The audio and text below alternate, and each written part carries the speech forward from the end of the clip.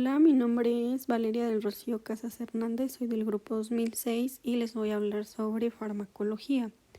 Primeramente vamos a ver la diferencia entre medicamento, fármaco y droga. Un fármaco va a ser una sustancia con una composición química exactamente conocida que va a ser capaz de producir efectos o cambios sobre una determinada propiedad fisiológica de la persona que lo está consumiendo. Este fármaco puede ser exactamente dosificado y sus efectos van a ser conocidos, que estos efectos pueden ser benéficos o perjudiciales.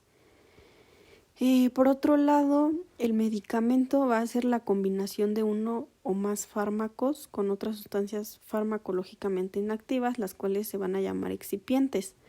Estos van a servir para darle volumen a la presentación farmacéutica y también van a facilitar la producción, el transporte, el almacenamiento, también su administración. Por otro lado, la droga va a ser una mezcla de compuestos, los cuales por lo menos uno va a tener actividad farmacológica, pero se va a desconocer el tipo y la composición de esta mezcla, y pues sus efectos van a ser mayormente perjudiciales. La farmacocinética va a ser el estudio de las acciones del organismo sobre el fármaco. Aquí se va a encontrar la absorción, la distribución, el metabolismo y la eliminación o excreción.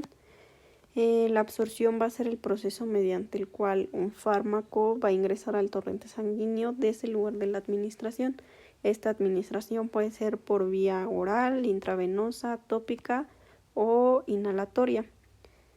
Después está la distribución, que esto va a ser que pues una vez que el fármaco esté en el torrente sanguíneo, se va a distribuir por todo el cuerpo alcanzando los órganos y tejidos, y esto va a depender de diferentes factores como puede ser la solubilidad del medicamento, qué tanta unión tiene las proteínas plasmáticas y pues la barrera hematoencefálica, la cual se encuentra entre los vasos sanguíneos del cerebro y los tejidos cerebrales, que van a permitir que la sangre fluya, pero pues también puede llegar a impedir el contacto con otras sustancias como los fármacos.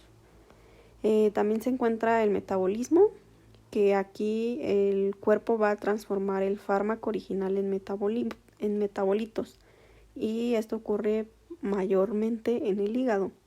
Por último, la eliminación o excreción, que pues prácticamente es cómo va a salir el fármaco y sus metabolitos del cuerpo, que esto ocurre mayormente por orina o las heces.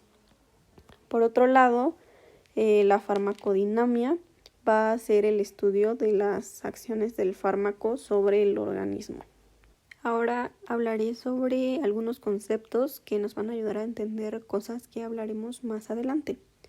Primeramente está toxicología, que se va a encargar de estudiar los efectos nocivos de los fármacos, así como sus mecanismos y sus consecuencias que van a favorecer su aparición.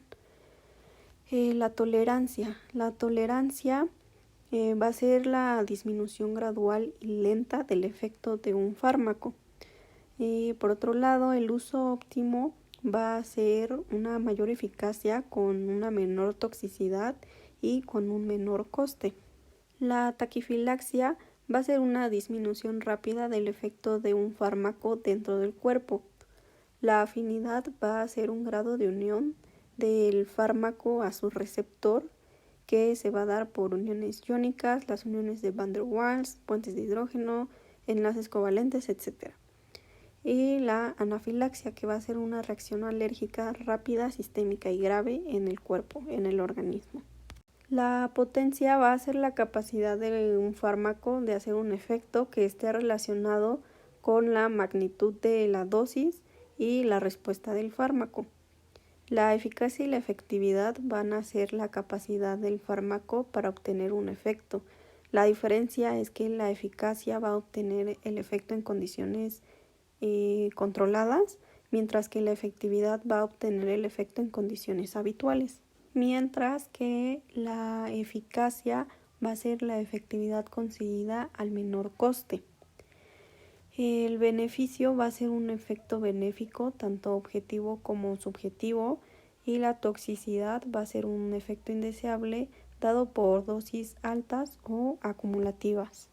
La reacción adversa va a ser cualquier efecto perjudicial o no deseado que se va a presentar con dosis normales, mientras que la relación beneficio-riesgo van a ser los efectos benéficos frente a los riesgos que se pueden llegar a presentar. La intensidad va a ser el nivel del efecto del fármaco relacionado con la concentración plasmática. La biodisponibilidad va a ser la velocidad y la cantidad del fármaco que va a llegar a la circulación sistémica. Esta se va a dar en relación a la absorción, la eliminación y la unión a las proteínas plasmáticas. Luego, la concentración mínima eficaz va a ser la concentración del fármaco por la cual se va a presentar un efecto terapéutico. La concentración mínima tóxica va a ser la concentración del fármaco que se va a encontrar por arriba de la concentración mínima eficaz. En esta concentración ya van a haber efectos tóxicos. Por otro lado, el índice terapéutico se puede definir como la concentración mínima eficaz. Debajo de este índice terapéutico, el medicamento no va a ser eficaz, sin embargo, por arriba de este índice terapéutico, el medicamento va a ser tóxico. Efecto paradójico o reacción paradójica va a ser una reacción contradictoria a la acción principal del fármaco. Por ejemplo, en los AINES, que de dolor de cabeza sería el efecto paradójico. Otro ejemplo podrían ser las benzodiazepinas, que su uso terapéutico es sedante y su efecto paradójico en este caso podría ser la inquietud, la paranoia, la irritación, etc. Ahora, el periodo de latencia va a ser el tiempo que va a transcurrir desde que se administra el fármaco hasta que se presenta la concentración mínima eficaz o el efecto. La vida media o semivida va a ser el tiempo necesario para eliminar el 50% del fármaco del organismo. La curva ABC va a ser la área de la concentración plasmática del fármaco en función con el tiempo. Tenemos la gráfica que se divide en tiempo y cantidad del medicamento en la sangre. Primeramente, cuando se toma el medicamento, la curva, su punto más alto va a ser la concentración máxima, la cual va a tener un tiempo máximo para que se presente. La otra mitad de la curva va a ser la eliminación, que es lo que mencionaba de la vida o semivida, donde se va a encontrar la eliminación del 50% del fármaco. El medicamento de patente va a ser el fármaco que va a ser producido por la empresa que desarrolló el medicamento. Aquí va a tener la posibilidad de venderla legalmente y por lo tanto pues establecer su precio y su forma de venta. Aquí en el medicamento de patente la empresa habrá realizado la fase preclínica y la clínica. Por otro lado, el medicamento genérico va a ser el medicamento de patente que ya pasó por el tiempo de venta y pues otras empresas pueden producirlo legalmente, pero aquí va a bajar el precio, aunque la empresa va a estar obligada a asegurar aproximadamente el 20% de su eficacia y su eficiencia. Por otro lado, el medicamento similar va a ser ese patente que ya expiró y que no va a demostrar eficacia ni eficiencia, ya que no se va a realizar ningún estudio. Aquí va a seguir la composición original y sí se va a poder usar una marca comercial diferente a la del patente. Efecto gradual. En este efecto se ocupan progresivamente los receptores para poder producir una respuesta gradual, mientras que en el efecto todo o nada se necesita cierta cantidad de receptores ocupados para dar esa respuesta biológica. Los agonistas van a ser sustancias que van a tener la capacidad de unirse a un receptor celular y que también van a tener la capacidad de producir una respuesta. Por lo contrario, el antagonista, que va a ser una sustancia que pues iba a actuar sobre los receptores, pero no los va a activar, no va a generar una respuesta, sino que al contrario los van a bloquear. Aquí los efectos solo pueden verse en presencia de un agonista porque van a disminuir o anular la respuesta del receptor. Y pues un antagonista irreversible va a ser esa sustancia que va a tener la unión muy fuerte, pero que por más que se incremente la concentración del agonista, no se va a volver al estado celular anterior. Inhibición competitiva. Esta va a ser cuando dos moléculas se van a dirigir hacia el mismo sitio activo, donde el de mayor afinidad se va a unir al receptor, impidiendo que el otro se una y que se metabolice. Por otro lado, la inhibición no competitiva va a ser cuando cada molécula va a tener su respectivo sitio activo, por lo cual no va a ser necesario que compitan por el mismo. Transducción de señales. Esto se refiere al proceso por el cual una célula va a convertir una determinada señal o un determinado estímulo en otra determinada señal u otra determinada respuesta específica. Aquí tenemos a las características de la acción hormonal, las cuales son 5: redundancia, amplificación, integración, cooperatividad y retroacción negativa.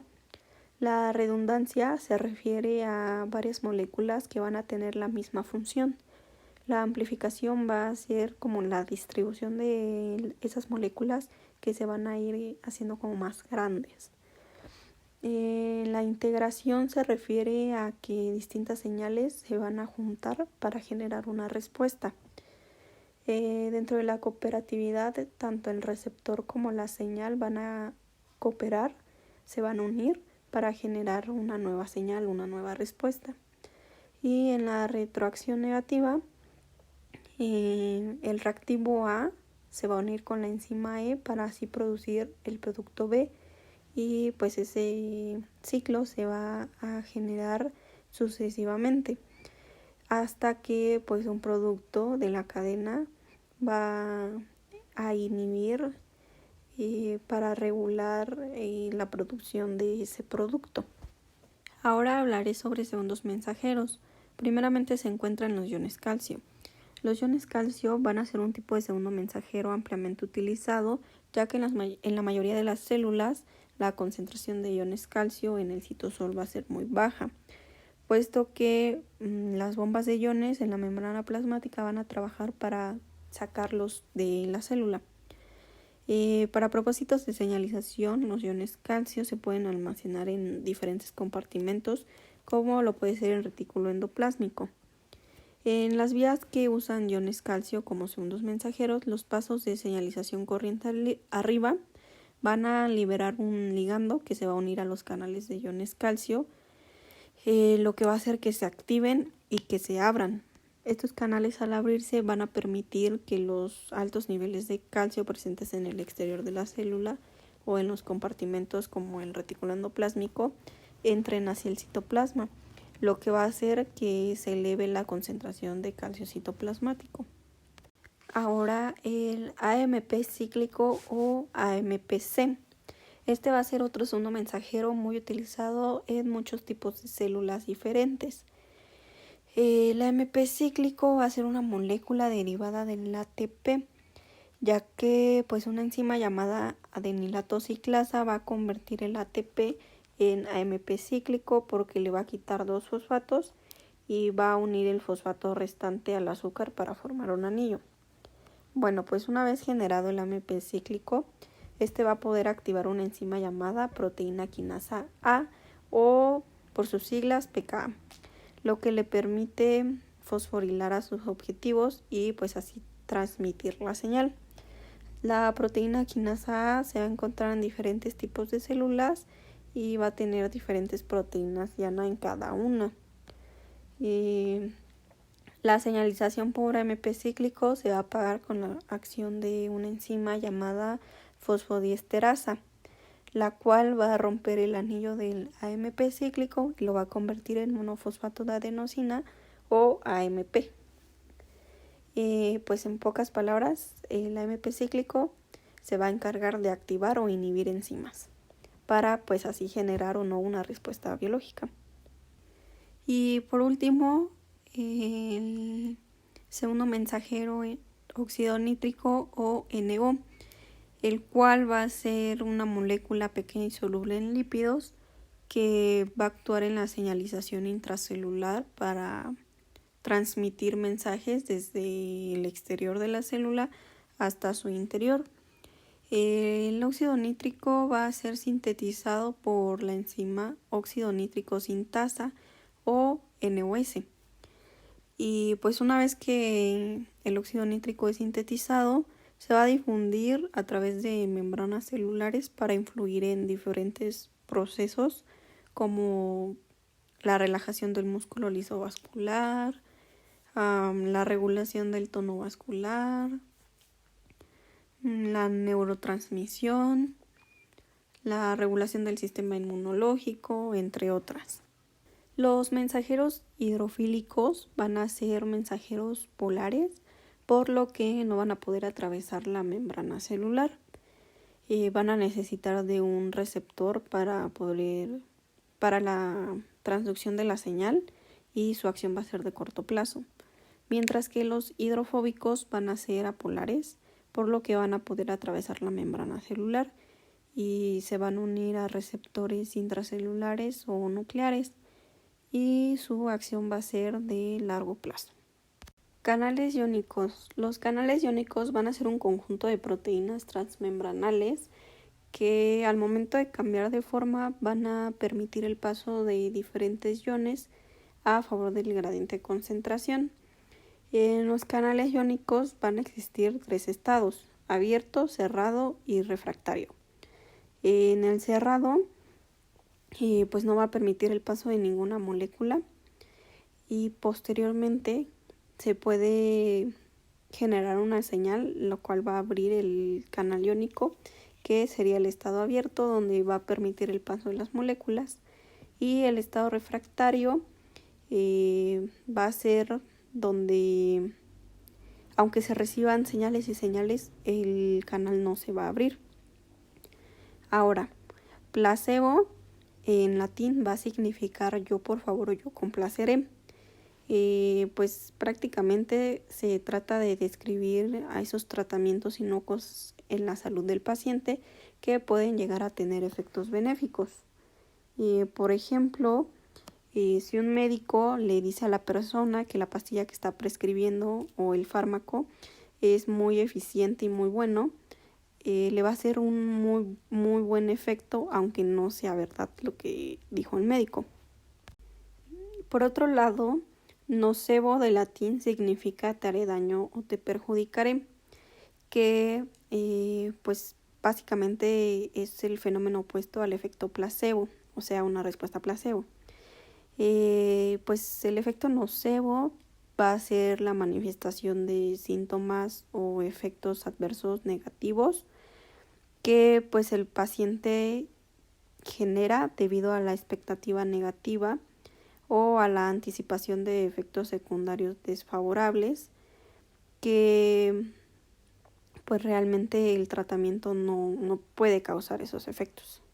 Ahora hablaré sobre la receta. La receta va a ser un documento legal que va a servir para prescribir la medicación hacia el paciente para su dispensación por parte del farmacéutico. La receta va a constar de 3 partes principales: la inscripción, la suscripción y la instrucción. En la inscripción se va a describir el nombre de la sustancia medicamentosa. En la suscripción se va a describir el modo de preparar esas sustancias. Y en la instrucción se va a describir la forma en la que se va a administrar. Algunos de los datos que se deben de encontrar en la receta está la identificación correcta y completa del paciente y del tratante, la firma del tratante, su permiso de ejercicio de medicina, la fecha y el lugar, la identidad del fármaco, si es genérico o patente, y pues la cantidad y la forma en la que se va a administrar. Fuentes de información. Para poder prescribir se debe llevar a cabo un proceso lógico-deductivo, el cual debe estar basado en información global y objetiva. Se dice que entre mayor evidencia, mayor es la verdad, aunque realmente esto es relativo. Bueno, las fuentes de información se van a clasificar en tres: primarias, secundarias y terciarias. Las primarias van a contener datos originales, como pueden ser los reportes, artículos, congresos, revistas, etc. Las secundarias van a interpretar las fuentes primarias, como pueden ser catálogos, bases de datos, etc. Y las terciarias van a contener información sobre las secundarias. Aquí, por ejemplo, se encuentra PubMed. Ahora, análisis de metaanálisis. Esto se refiere al conjunto de las herramientas estadísticas que van a sintetizar los datos de una colección de estudios. Aquí se va a medir si el tamaño del efecto o del resultado esperado es consistente, y pues también va a identificar las inconsistencias que se puedan encontrar. La pirámide 6S va a ser un modelo donde la evidencia se va a organizar jerárquicamente. Este modelo va a permitir seleccionar la fuente de información que va a tener mayor probabilidad de evidencia, que va a contener mayor o menor evidencia. La pirámide va a mostrar en su base pues mucha información, pero con menor evidencia, y hacia la punta va a haber menos información, pero con mayor evidencia. De abajo hacia arriba tenemos los estudios, los cuales van a ser desarrollo de actitudes y habilidades. También puede ser la opinión de un especialista del tema. El siguiente es la sinopsis, que va a ser un resumen de una obra en particular, donde se va a comparar declaraciones, patrones, evidencias, y va a tener una estructura, aunque aquí se van a meter juicios de valor. Luego está la síntesis, que es donde se anotan las ideas principales de un texto. Aquí se van a unir ideas dispersas y pues se va a componer de algo, se va a componer algo a partir del análisis de todos los elementos. Aquí se va a llegar a una conclusión, pero pues van a generar elementos de opinión. Luego está el sumario, que es la información resumida y va a estar clasificada por condiciones clínicas con evidencia preevaluada. Después está sistema, que es el objeto complejo cuyas partes se van a relacionar con otros componentes y se va a intentar explicar el presente. Por otro lado, tenemos la escala de categoría de la evidencia de la información, que se va a dividir en A, B y C. La A va a ser la evidencia basada en los datos que se derivaron de metaanálisis, de ensayos controlados, y va a contener un gran número de pacientes. La B va a ser la evidencia basada en datos derivados de metaanálisis con conclusiones contradictorias. Aquí va a haber un número más pequeño de pacientes y se van a encontrar sesgos como índice de abandono, enfermedades, cambios en las mediciones, etc. Y finalmente está la C, que es la evidencia basada en los datos que se derivaron de una opinión de expertos, de informes de casos o de series de casos, y aquí no se va a encontrar evidencia. Método PICO va a ser la forma en la que se va a recomendar buscar la información, la cual se va a dividir en 4 componentes: la P, la I, la C y la O.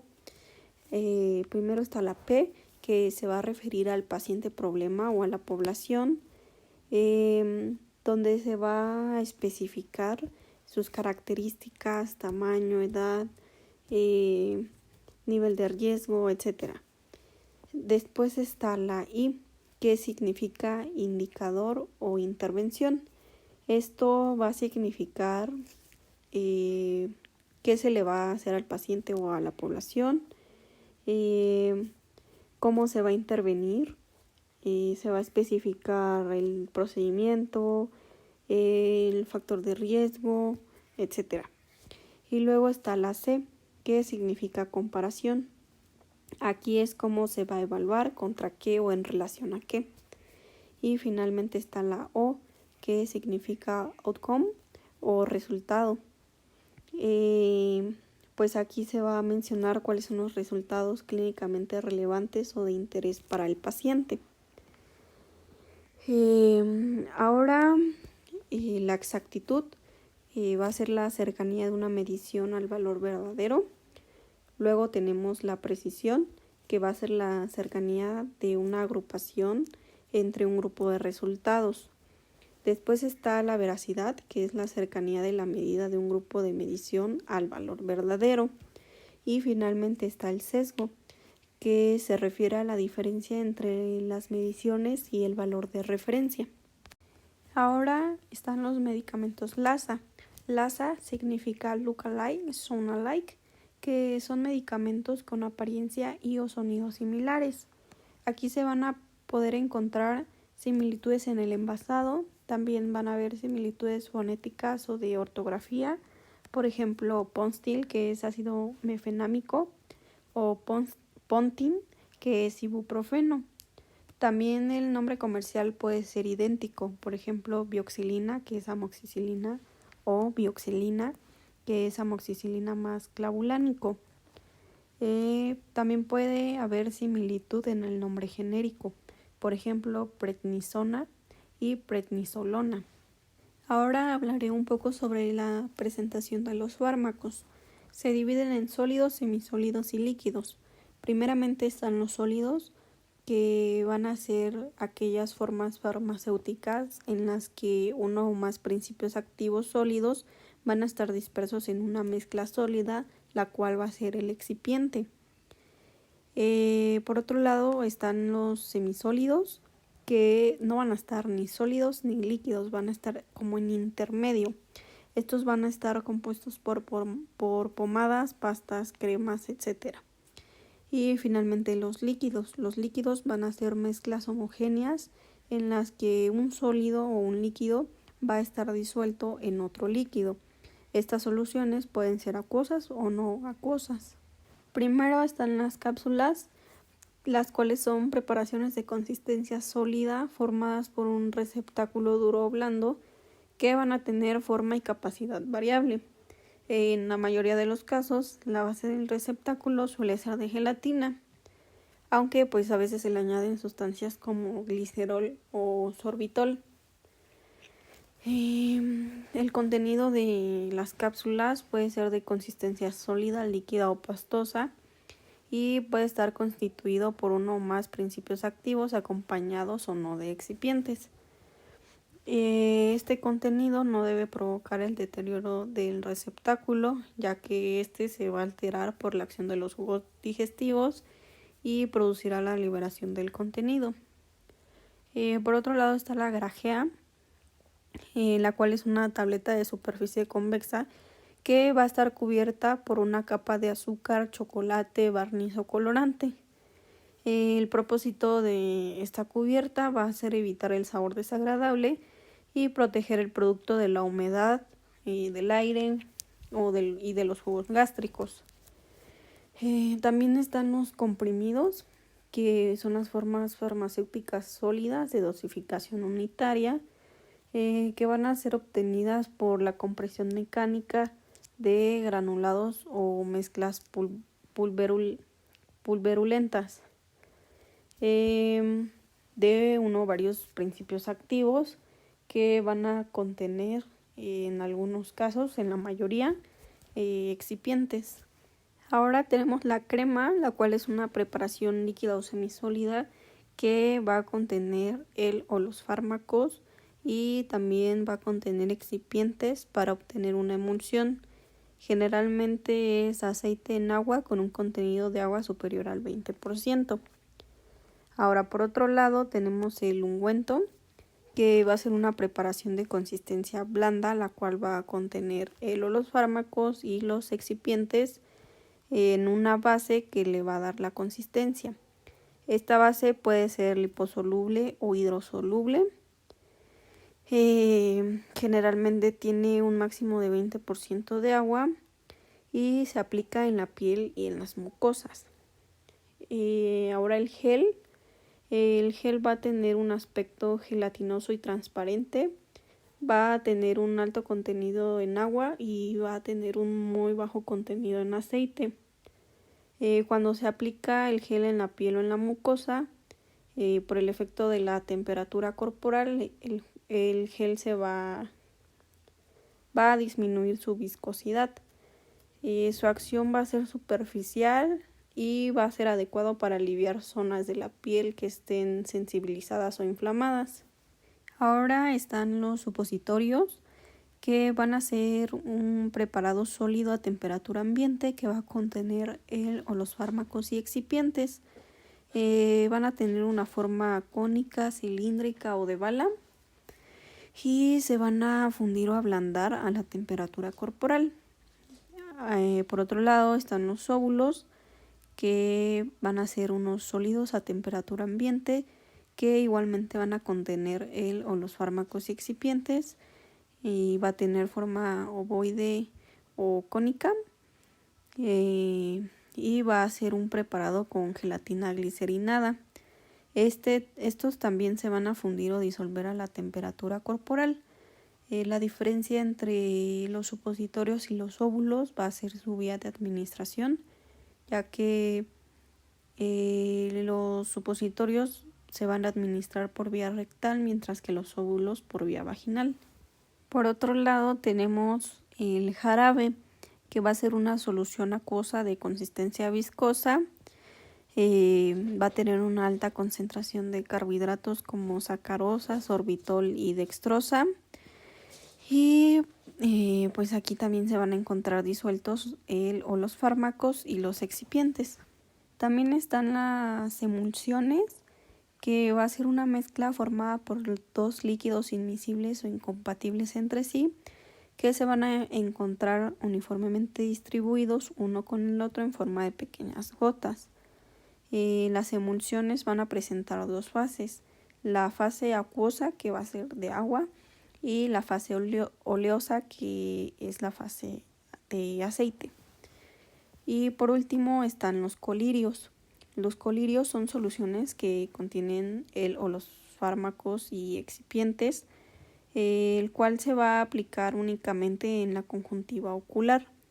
El colirio debe ser totalmente claro, libre de partículas, estéril, isotónico y con un pH neutro o un pH muy cercano a la neutralidad. Ahora hablaré sobre las vías de administración, las cuales son parenteral y enteral. En la vía de administración parenteral no se va a involucrar la vía digestiva, ya que aquí el fármaco se va a depositar por medio de una inyección en el torrente sanguíneo o en un tejido en donde va a ser absorbido. Aquí se van a incluir las vías intravenosa, intramuscular, subcutánea, etc. Por otro lado, la vía de administración enteral, aquí en esta vía el fármaco se va a depositar en el tubo digestivo para poder ser absorbido a través de la mucosa gastrointestinal, aunque también puede ser por mucosa oral. Va a pasar a la circulación sistémica y así será distribuido en el organismo. Aquí se incluyen las vías de administración oral, rectal y sublingual.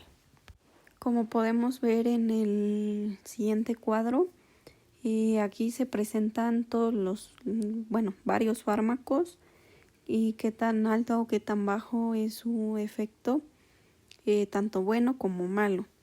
Por ejemplo, está el ácido acetil salicílico, que tiene un 4 en analgesia, o sea que es un buen analgésico, 4 en antiinflamatorio, o sea que es bueno en cuanto a inflamación, 0 en antiespasmódico, o sea que no es muy bueno cuando hay una contracción muscular, por ejemplo. Tiene 4 en antipirético, o sea que es bueno en cuanto a la fiebre. Tiene 2 uricosórico. En gastropatía tiene 4, o sea que sí es bastante fuerte. En efectos renales tiene 3. También es, o sea, no es mucho ni poco. Es como intermedio, pero más hacia malo. En efectos hematológicos tiene 5, al igual que en hipersensibilidad, eso es mucho. En efectos sobre el sistema nervioso central tiene 3, al igual que 3 en efectos hepáticos, eso también es bastante. Ahora, por ejemplo, en el metamizol tiene un 5 como analgésico, o sea, como analgésico es muy bueno.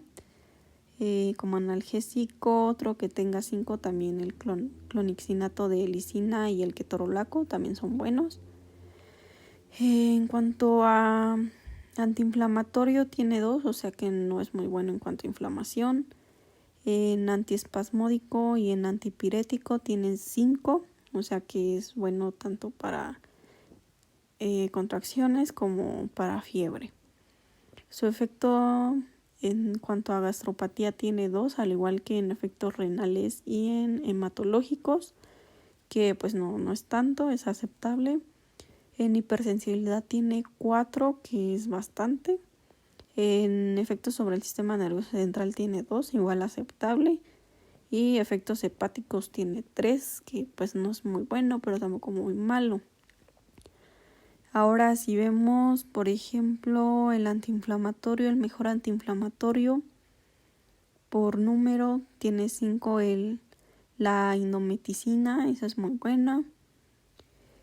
En antiespasmódico, aparte del metamizol, podemos encontrar en segundo lugar el clonixinato de lisina, que tiene 4. Ahora, si hablamos del ketorolaco, que es muy conocido, muy usado, como analgésico es muy bueno porque tiene 5. En antiinflamatorio no es tan bueno, tiene 2. Como antiespasmódico tiene 0, para nada bueno para contracciones. En antipirético tiene 2, entonces tampoco es muy bueno para la fiebre. Tiene efectos muy graves en cuanto a gastropatía porque tiene un 5, eso es muy alto. En efectos renales y hematológicos tiene un 4, o sea que también es muy alto, muy malo. En hipersensibilidad, en efectos sobre el sistema nervioso central y efectos hepáticos tiene un 3, o sea que también es bastante, pues, perjudicial. Ahora tenemos la clasificación en uso de fármacos en el embarazo. Este se va a dividir en 5 letras. Primero está la A, que va a ser el fármaco que no va a contener ningún riesgo. Después está la B, que van a ser los fármacos estudiados en animales que no demuestran riesgo, pero solo en animales, ya que no hay datos en mujeres. Esto puede ser que el fármaco tenga un probable efecto inocuo. Después está la letra C, que son los fármacos que contienen toxicidad demostrada en animales, ya que tampoco hay datos en mujeres. Y aquí el riesgo va a ser mayor. Después está la letra D, que van a ser los fármacos que en mujeres van a demostrar riesgos tóxicos. Estos se pueden utilizar, pero se debe usar asumiendo su riesgo. Y finalmente la letra E, que aquí los fármacos van a tener un riesgo que va a superar el beneficio. En cuanto a la absorción y la eliminación de orden 0, va a depender de la concentración.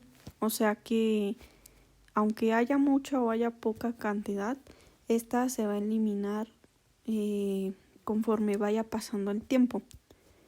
Entonces su velocidad va a ser constante. En la absorción y la eliminación de primer orden, sí se va a depender de la concentración. O sea que entre más concentración haya, más rápido se va a eliminar del organismo.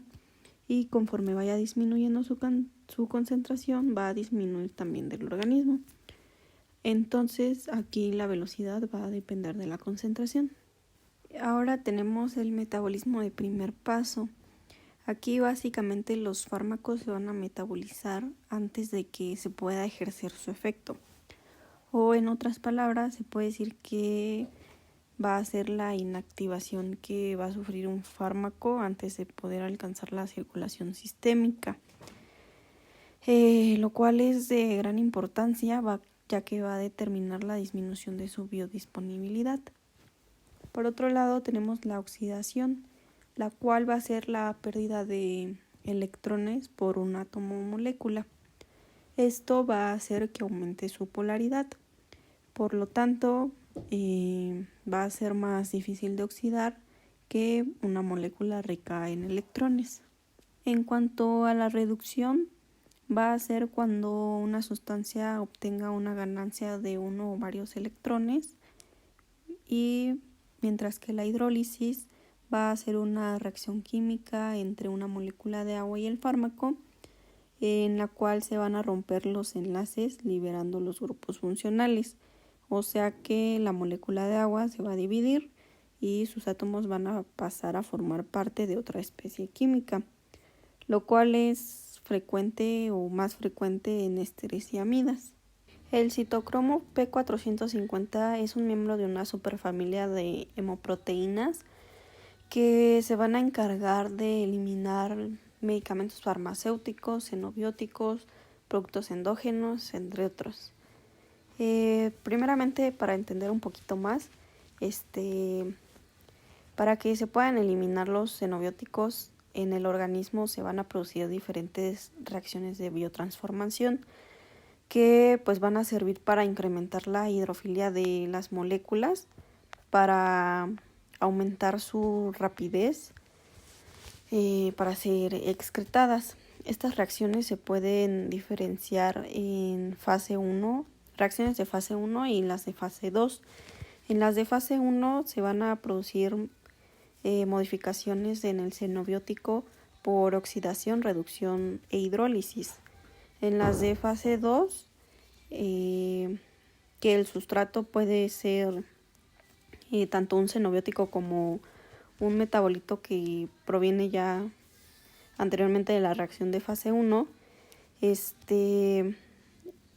donde entra en juego el citocromo P450, que básicamente se van a encargar de oxidar moléculas, que va a hacer que se aumente la polaridad de esas moléculas, haciéndolas más solubles en agua y facilitando su excreción. Por lo general, un fármaco que se oxida fácilmente es más rápido que se elimine. A lo contrario que de un fármaco difícil de oxidar, pues va a ser más complicado que se elimine. En la fase 2 de conjugación de fármacos, los fármacos o los metabolitos obtenidos de la fase 1 que mencioné se van a unir a moléculas endógenas, que estas moléculas van a ser más polares, lo que va a hacer que se aumente la solubilidad en agua y también va a facilitar su excreción del cuerpo. Compartimentos principales. Primeramente, un compartimento se va a referir al volumen definido de los fluidos corporales que van a tener sistemas orgánicos donde se espera que se queden repartidos los fármacos luego de que se llevó a cabo su absorción y su distribución. Se conoce que hay 5 compartimentos corporales principales, los cuales son el plasma sanguíneo, los fluidos intersticiales, los tejidos grasos, los fluidos intracelulares y los fluidos transcelulares. Ahora hablaré sobre ionización de fármacos por pH y por pKa.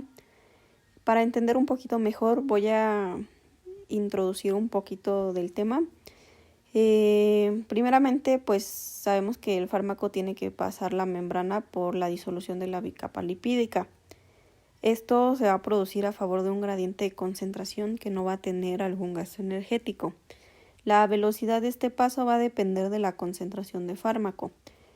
Cuando hay mayor concentración va a haber mayor velocidad hasta que se vayan a igualar las concentraciones en ambos lados de la membrana.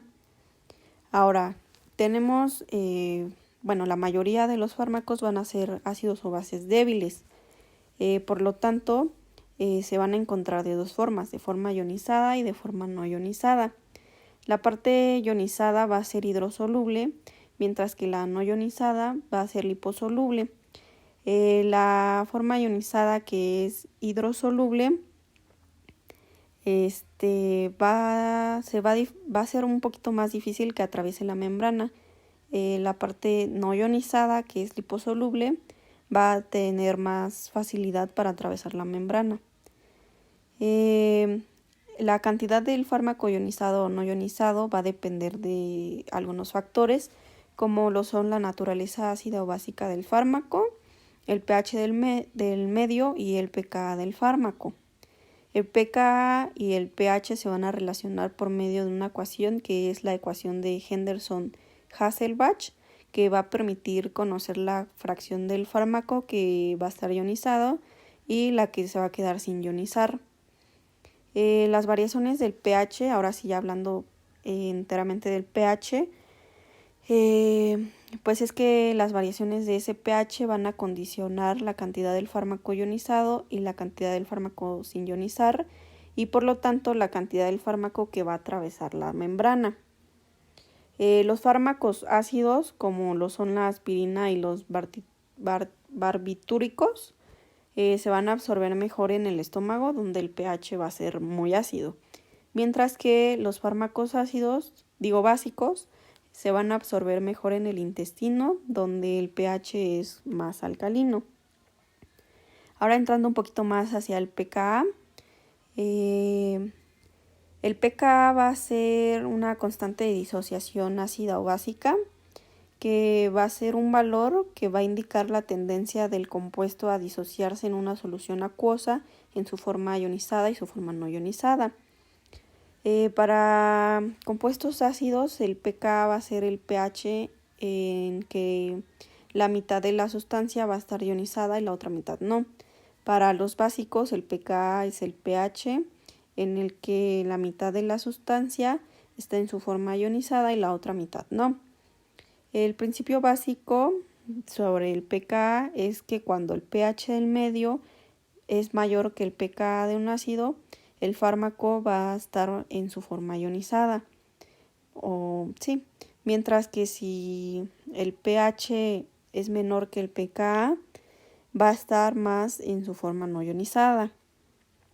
Para bases va a ser todo lo contrario. Si el pH es mayor que el pKa, va a estar no ionizado, y si el pH es menor que el pKa, va a estar en su forma ionizada.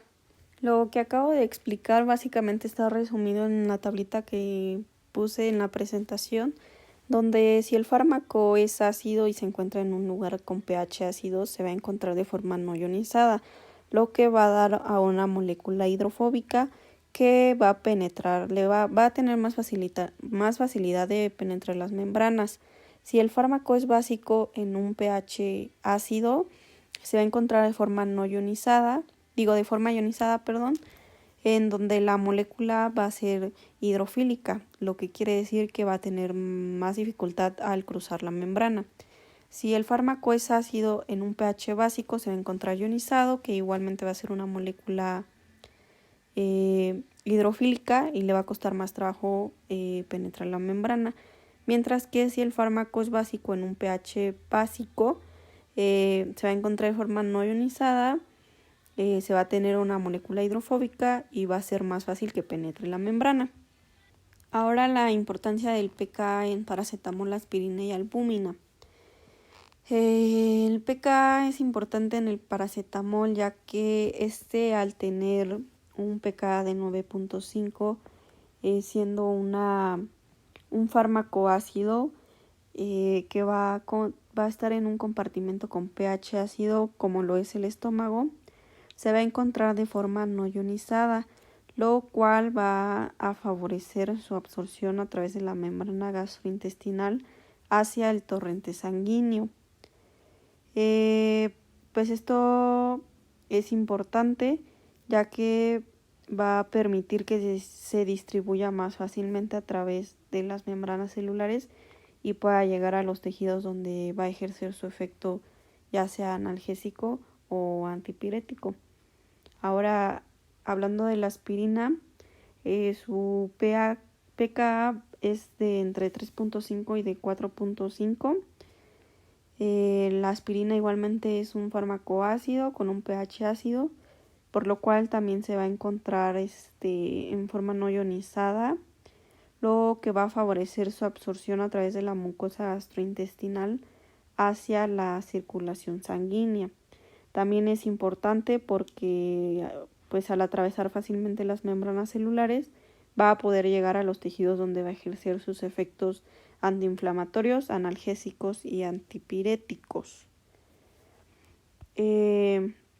Ahora hablando sobre la albúmina es una proteína que se encuentra en el plasma sanguíneo. Es importante porque es relevante en la distribución de los fármacos en el cuerpo, debido a la capacidad que va a tener para unirse a los diferentes compuestos. La albúmina pues va a tener diferentes sitios de unión, lo que le va a permitir interactuar con diferentes moléculas. Esa capacidad para unirse a los fármacos puede afectar la cantidad del fármaco libre en la circulación, ya que los fármacos existen en dos formas. Una forma unida a proteínas, como lo es la albúmina, y otra forma que es libre y no unida. El pK de un fármaco entonces puede influir en su unión a la albúmina. Por ejemplo, cuando un fármaco tiene un pK similar al pH en el que se encuentra el plasma, que es entre 7.4 y 8.5, puede existir en diferentes formas ionizadas y no ionizadas. La forma no ionizada va a tener una mayor afinidad por la albúmina, lo que va a afectar su distribución en el organismo. Esto es importante ya que el cómo se relaciona el fármaco con la albúmina puede influir en la vida media tanto del fármaco como su disponibilidad para llegar a los tejidos a donde se dirigen y también su excreción.